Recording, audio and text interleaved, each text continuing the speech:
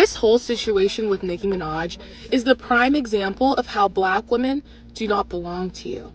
Because the Black community doesn't actually function like a community. It functions like a cult. See, Black and white people have to be kept at odds with each other for the system to function the way that it does. Because if Black and white people aren't against each other, then how else do they control us? Your emotions, your finances, your ideology.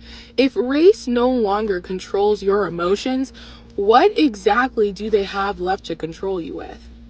A real community doesn't ostracize you the second you think differently. It doesn't punish you for having different values. Cults do.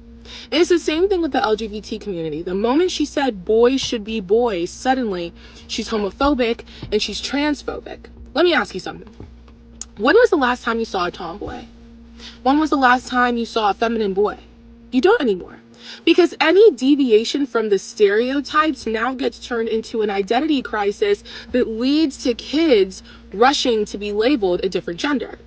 She's ostracized for defending the Christians in Nigeria. She's called anti-Black because she said she doesn't gain confidence from watching white women be torn down.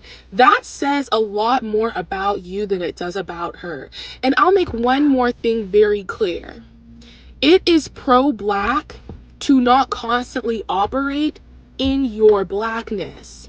That's what our ancestors worked incredibly hard for. I suggest you adopt it.